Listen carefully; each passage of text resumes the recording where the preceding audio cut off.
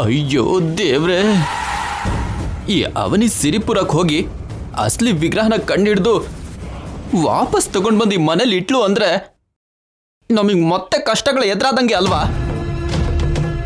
ಈ ಟ್ವಿಸ್ಟ್ ಮೇಲೆ ಟ್ವಿಸ್ಟ್ ಯಾಕೆ? ಬಂಗಾರ, ಈ ಅವನಿ ನಮ್ಮನ್ನ ನೆಮ್ಮದಿಯಾಗಿರೋದಕ್ಕಂತೂ ಬಿಡಲ್ಲ. ಆ ಡೇವಿಡ್ ಸಾಯೋದಲ್ಲ, ಈ ಅವನಿ ಇದ್ದಾಳಲ್ಲ, ಇವಳನ್ನ ಸಾಯಿಸಿದ್ರೆ ನಮ್ ಕೆಲ್ಸ ಕಡಿಮೆ ಆಗುತ್ತೆ.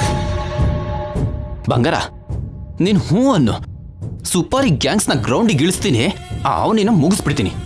ಮೊದಲೇ ನಮ್ಮ ಟೈಮ್ ಸರಿಯಾಗಿಲ್ಲ. ಇಂಥ ಸಮಯದಲ್ಲಿ ನಾವು ಅಂಥ ಅವಸರದಲ್ಲಿ ನಿರ್ಧಾರಗಳನ್ನು ತಗೊಂಡು ಮತ್ತಷ್ಟು ಸಮಸ್ಯೆಯಲ್ಲಿ ಸಿಕ್ಕಾಕೋಬಾರ್ದು. ಇನ್ನು ಎಷ್ಟು ದಿನ ಅಂತ ಇದು? ಅವನಿ ನಿನ್ ಮೇಲೆ ಸ್ಕೆಚ್ ಹಾಕೋದು, ನೀನ್ ಮತ್ತೆ ಅವನಿ ಮೇಲೆ ಪ್ಲಾನ್ ಮಾಡೋದು. ಈ ಸ್ಕೆಚ್ ಪ್ಲಾನ್ ಮಧ್ಯೆನೆ ನಾವಿಬ್ರು ಮುದುಕರಾಗ್ಬಿಡ್ತೀವಿ. ಬಂಗಾರ, ಅವನಿ ಏನಾದ್ರೂ ವಿಗ್ರಹನ ವಾಪಸ್ ಮನೆಗೆ ತಗೊಂಬಂದ್ಲು ಅಂದ್ರೆ ದೇವ್ರ ಮನೆ ಒಳಗೆ ನೀನ್ ಮತ್ತೆ ಕಾಲಿಡಕ್ ಆಗಲ್ಲ, ದೀಪನೂ ಹಚ್ಚಕ್ಕಾಗಲ್ಲ. ಮತ್ತೆ ಮನೇಲಿ ಎಲ್ರಿಗೂ ಅನುಮಾನ ಶುರುವಾಗುತ್ತೆ.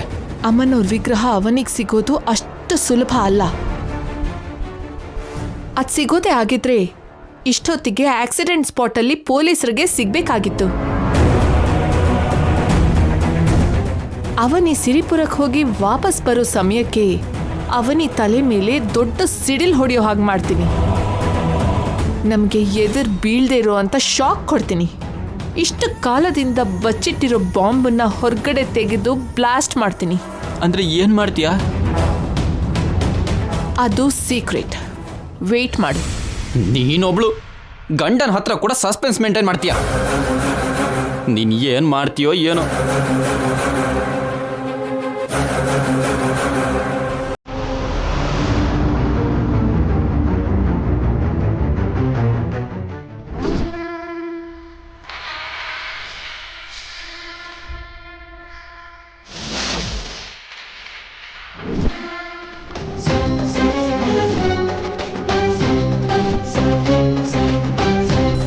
ಮೇಡಮ್, ನೀವು ಹೇಳಿರೋ ಊರಿಗೆ ಹತ್ತಿರಕ್ಕೆ ಬಂದಿದ್ದೀವಿ ಮೇಡಮ್.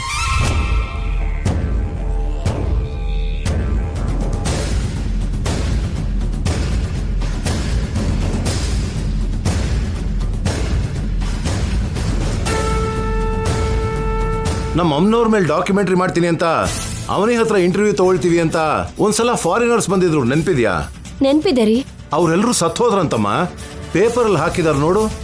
ಯಾರನ್ನ ಎನ್ಕ್ವೈರಿ ಮಾಡಬೇಕು? ನೇರವಾಗಿ ಪೊಲೀಸ್ ಸ್ಟೇಷನ್ಗೆ ಹೋಗಿ ಅವ್ರನ್ನ ಕೇಳಿದ್ರೆ ಅಮ್ಮನವ್ರ ವಿಗ್ರಹದ ಬಗ್ಗೆ ಗೊತ್ತಾಗತ್ತಾ?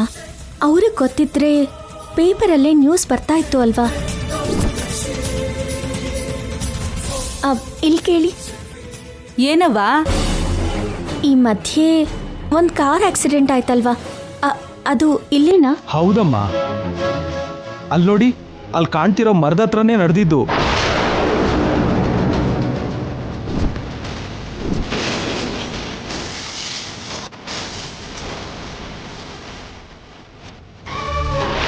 ಇತ್ತೀಚೆಗೆ ಇಷ್ಟೊಂದು ಘೋರವಾದ ಅಪಘಾತ ನಾವು ಯಾರೂ ನೋಡಿಲ್ಲ. ಹೌದವ್ವ, ಎಲ್ರೂ ನೋಡ್ತಿದ್ದಂಗೆನೆ ನಮ್ ಕಣ್ಮುಂದೆನೆ ಕಾರಲ್ಲಿರೋ ಮನುಷ್ಯರೆಲ್ಲ ಬೂದಿ ಆಗ್ಬಿಟ್ರು. ಪೊಲೀಸವ್ರು ಬಂದು ಎಲ್ಲ ಕ್ಲಿಯರ್ ಮಾಡಿ ಹೋದ್ರಮ್ಮ. ಅಷ್ಟಕ್ಕೂ ನೀನ್ ಯಾರವ್ವ? ಆ ವಿಷಯದ ಬಗ್ಗೆ ಕೇಳ್ತಿದ್ಯಾ?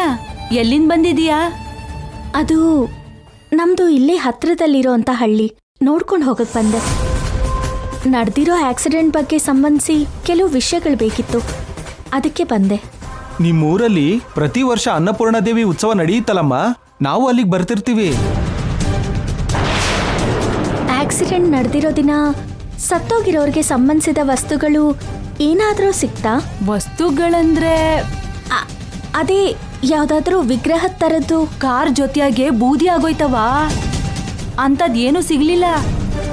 ಹಾಗ್ಯಾಕೆ ಕೇಳ್ತಿದ್ದೀರಮ್ಮ? ವಿಗ್ರಹ ಅಂತಿದ್ದೀರಾ? ಯಾವ ವಿಗ್ರಹ? ಮಾಮೂಲಿ ವಿಗ್ರಹ ರೀ. ನಮ್ಮೂರಲ್ಲಿ ಒಂದು ವಿಚಿತ್ರ ನಡೀತಮ್ಮ, ಅದ್ರ ಬಗ್ಗೆ ನಿಮಗೆ ಹೇಳಬೇಕು. ಏನದು?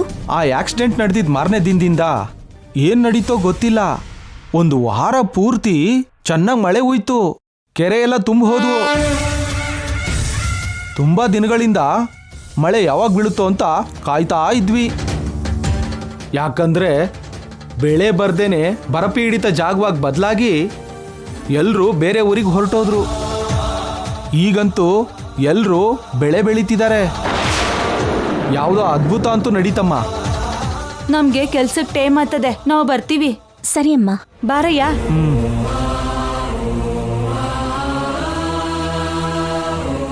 ಅವ್ರು ಹೇಳಿದ ಪ್ರಕಾರ ನೋಡಿದ್ರೆ ಅಮ್ಮನವರು ಈ ಸುತ್ತಮುತ್ತ ಎಲ್ಲೋ ಇದ್ದಾರೆ. ಅಮ್ಮನವರು ಈ ನೆಲದ ಮೇಲೆ ಬಿದ್ದಿರೋದ್ರಿಂದಲೇ ಮಳೆ ಬಿದ್ದು ಬೆಳೆ ಬೆಳೀತಾ ಇದೆ.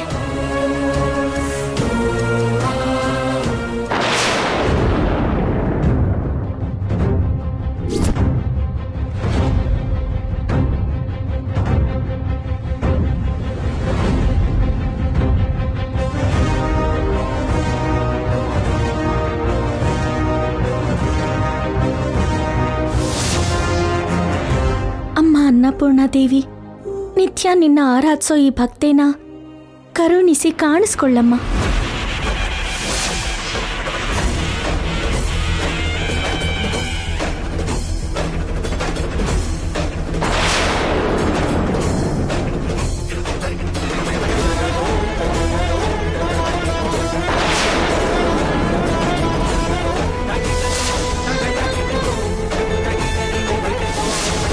ಅಮ್ಮ,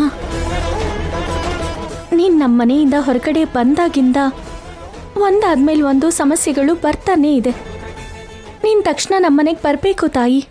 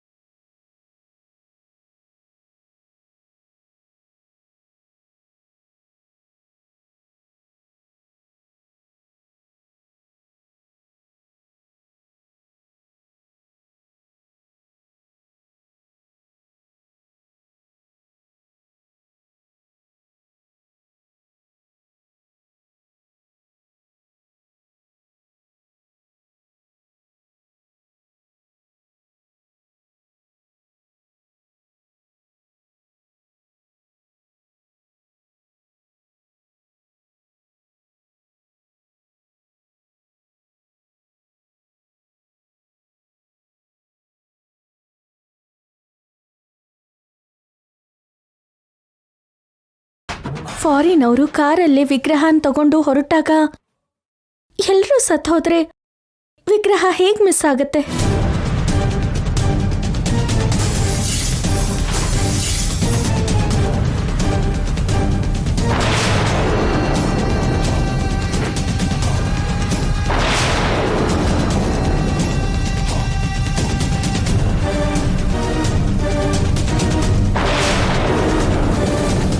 ಮನುಷ್ಯರು ಕಾರು ಬೂದಿಯಾದ ಹಾಗೆ ಅಮ್ಮನವ್ರ ವಿಗ್ರಹ ಬೂದಿ ಆಗೋ ಅವಕಾಶನೇ ಇಲ್ಲ.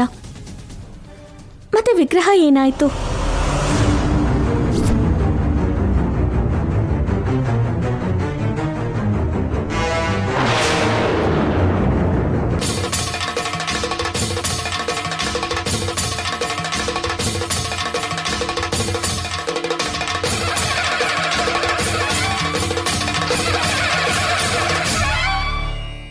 ನೀನ್ ಕಾಣಿಸ್ತೀಯಾ ಅಂತ ತುಂಬಾ ಆಸೆಯಿಂದ ಬಂದೆ ಅಮ್ಮ. ವಾಪಸ್ ಇಷ್ಟು ನೋವಿಂದ ಹೋಗ್ಬೇಕಾಗತ್ತೆ ಅಂತ ನಾನು ಅನ್ಕೊಳ್ಳೇ ಇಲ್ಲ.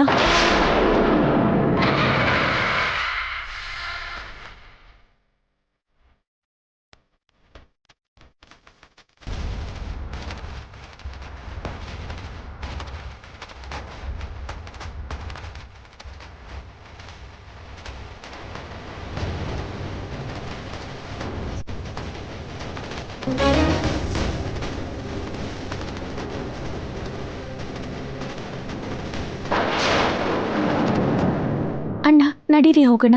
ಸರಿ ಮೇಡಮ್.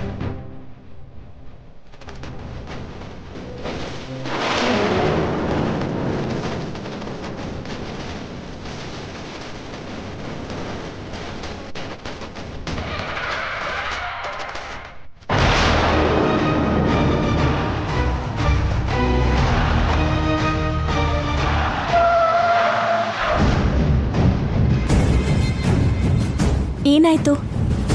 ಯಾರೋ ನಮ್ಮ ಕಾರ್ ಮುಂದೆ ಅವ್ರ ಕಾರ್ನ ನಿಲ್ಸ್ ಹೋಗಿದ್ದಾರೆ ಮೇಡಮ್. ಇಳ್ದು ನೋಡಿ. Okay madam. ಏ ಯಾರೋ ನೀನು?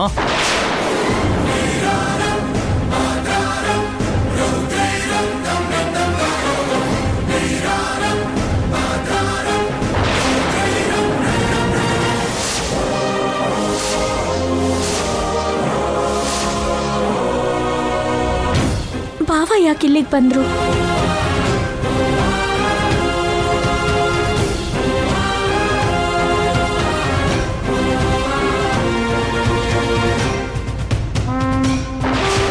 ಇಳಿ ಇಳಿ.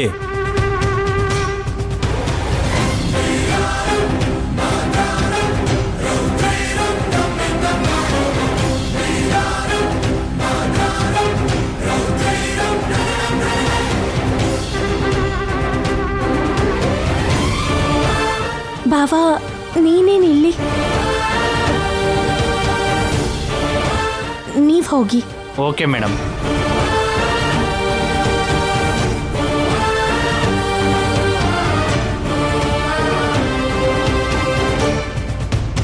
ನಿಮ್ಮ ಅಕ್ಕನ ಮನೆಗೆ ಹೋಗ್ತಿದ್ದೀನಿ ಅಂತ ಹೇಳ್ದೆ. ನಿಮ್ಮ ಅಕ್ಕನ ಮನೆಗಾಗಿದ್ರೆ ನನಗೂ ಬಾ ಅಂತಿದ್ದೆ, ಬಟ್ ನನ್ನ ಕರೀಲಿಲ್ಲ. ಆವಾಗಲೇ ನನಗೆ ನಿನ್ನ ಮೇಲೆ ಅನುಮಾನ ಬಂತು. ನೀನು ಯಾಕೆ ನನ್ನ ಹತ್ರ ಸುಳ್ಳು ಹೇಳ್ದೆ? ಸಿರಿಪುರಕ್ಕೆ ಬರೋ ಅಗತ್ಯ ಏನಿತ್ತು? ಅವನಿ, ನೀನು ಈ ಮಧ್ಯೆ ಯಾವುದೋ ವಿಷಯದಲ್ಲಿ ಚಿಂತೆ ಮಾಡ್ತಿದೀಯಾ. ನೀನೇ ಹೇಳ್ತೀಯ ಅಂತ ವೆಯ್ಟ್ ಮಾಡ್ತಾ ಇದ್ದೆ. ಕೊನೆಗೂ ಇಷ್ಟು ದೂರ ಬಂದಿದೆ.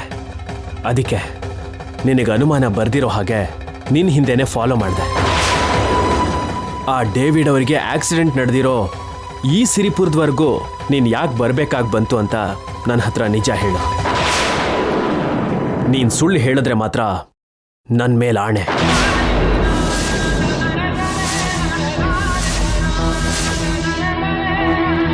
ಹೇಳು ಅವನಿ, ಹೇಳು ಅವನಿ, ಹೇಳು ಅವನಿ.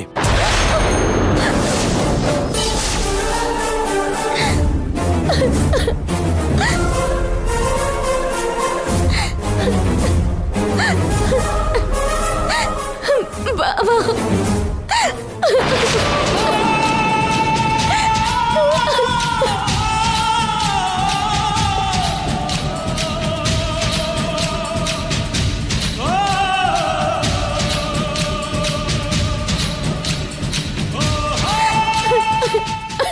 ಏನಾಯ್ತು ಹೇಳು ಅವನಿ. ನನ್ನ ಹತ್ರ ಕೂಡ ಹೇಳ್ದಿರೋ ವಿಷಯ ಯಾವುದೋ ನಿನಗೆ ತುಂಬ ನೋವು ಕೊಡ್ತಿದೆ ಅಂತ ನನಗೆ ಅರ್ಥ ಆಗ್ತಿದೆ. ಏನಾಯ್ತು ಹೇಳು ಅವನಿ. ಬಾವ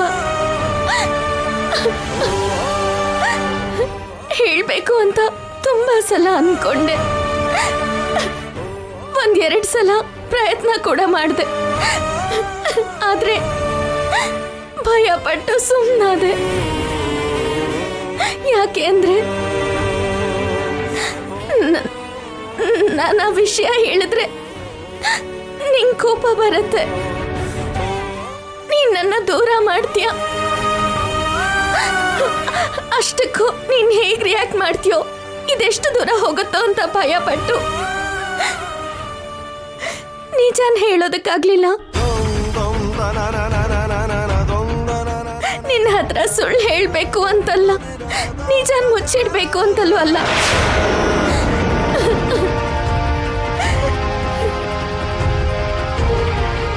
ಎಷ್ಟೋ ವಿಷಯಗಳಲ್ಲಿ ನಿನಗೆ ನೆರಳಾಗಿದ್ದೆ. ನೀನು ಹೇಳ್ದಾಗ ಕೇಳಿದ್ದೀನಿ. ಅಂಥದ್ರಲ್ಲಿ ನಾನು ನಿನ್ನ ದೂರ ಯಾಕಿಡ್ತೀನಿ?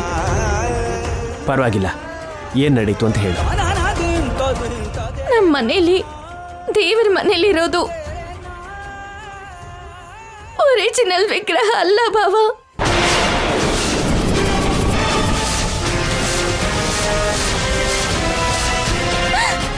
ಡೂಪ್ಲಿಕೇಟ್ ವಿಗ್ರಹ.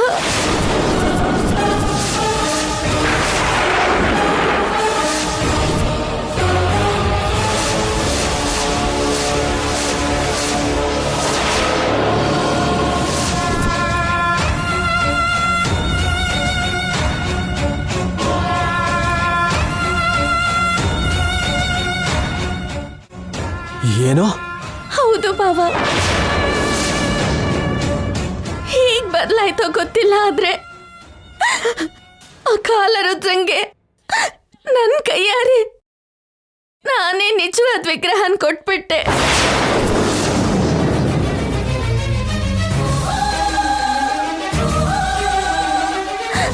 ಅದಕ್ಕೆ ನಿಹಾರಿಕಾ ದೇವ್ರ ಮನೆ ಒಳಗೆ ಕಾಲಿಡೋಕ್ಕಾಗಿದ್ದು.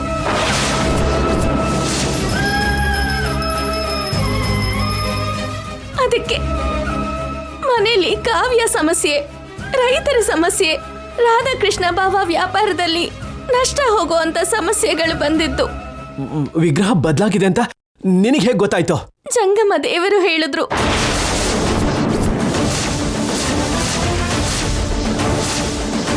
ಅಮ್ಮನವರು ನಿಮ್ಮ ಮನೆಯಿಂದ ಹೊರಗಡೆ ಹೋಗಿದ್ದಾಳೆ.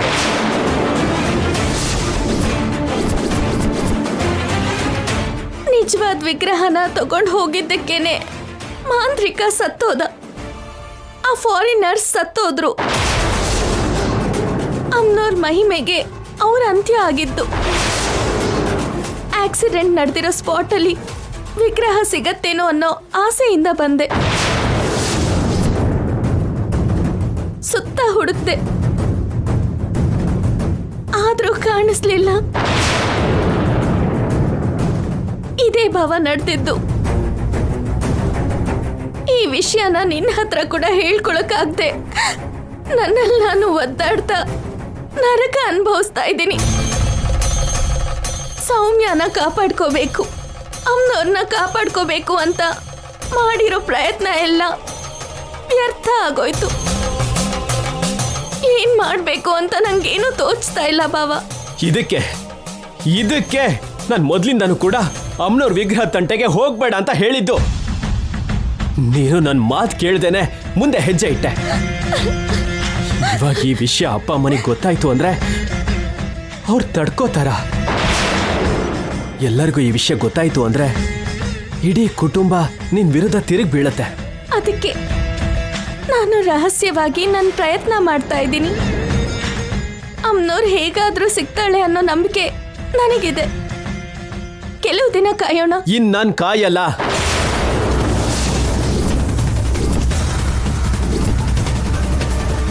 ಈ ವಿಷಯನ ತಕ್ಷಣ ಅಪ್ಪ ಅಮ್ಮನಿಗೆ ತಿಳಿಸ್ಬೇಕು.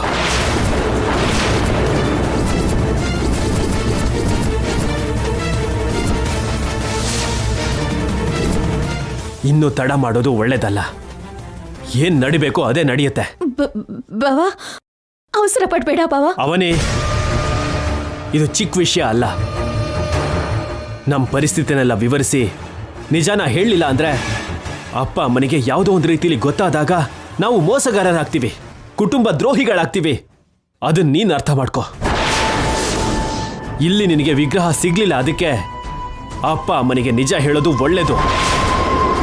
ಇವಾಗ ನೀನು ನನ್ನ ಮಾತು ಕೇಳಲಿಲ್ಲ ಅಂತಂದ್ರೆ ಆಮೇಲೆ ನಾನು ಕೂಡ ನಿನಗೆ ಸಪೋರ್ಟ್ ಮಾಡೋದಿಲ್ಲ. ಬಾ ಹೋಗೋಣ. ಬೇಡ ಬಾವ. ನಡಿಯವನೇ. ಬಾವ ಬಾವ ಬಾವ, ನನ್ನ ಮಾತು ಕೇಳು. ಬೇಡ ಬಾವ. ಕೂತ್ಕೋ ಅವನೇ.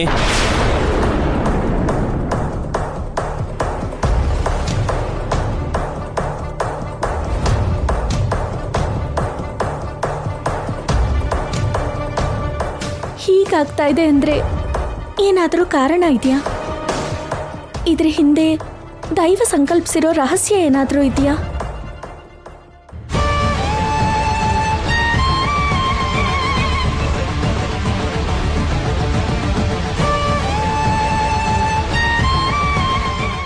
ಎಷ್ಟೋ ವರ್ಷಗಳಿಂದ ಆ ಕುಟುಂಬದಲ್ಲಿ ನೆಲೆಸಿರೋ ಅನ್ನಪೂರ್ಣಾದೇವಿ ಹೊರಗಡೆ ಹೋಗಿದ್ದಾಳೆ ಅಂದರೆ ಯಾವುದಾದ್ರೂ ಹೊಸ ಸಮಸ್ಯೆ ತಲೆ ಎತ್ತತ್ತಾ?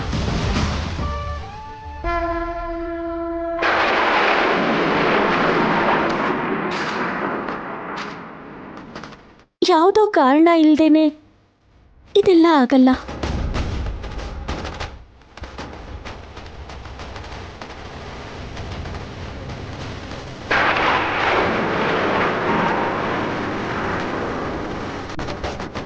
ವಿಗ್ರಹ ಬದಲಾಗೋದ್ರ ಹಿಂದೆ ನಿಹಾರಿಕಾ ಕೈವಾಡ ಏನಾದ್ರೂ ಇರುತ್ತಾ? ನಿಹಾರಿಕಾಗೆ ಈ ವಿಷಯದ ಬಗ್ಗೆ ಗೊತ್ತಿಲ್ಲ ಅನ್ಸತ್ತೆ ಬಾವ. ಗೊತ್ತಿದ್ರೆ ಯಾವತ್ತೋ ಹೇಳ್ತಾ ಇದ್ಲು.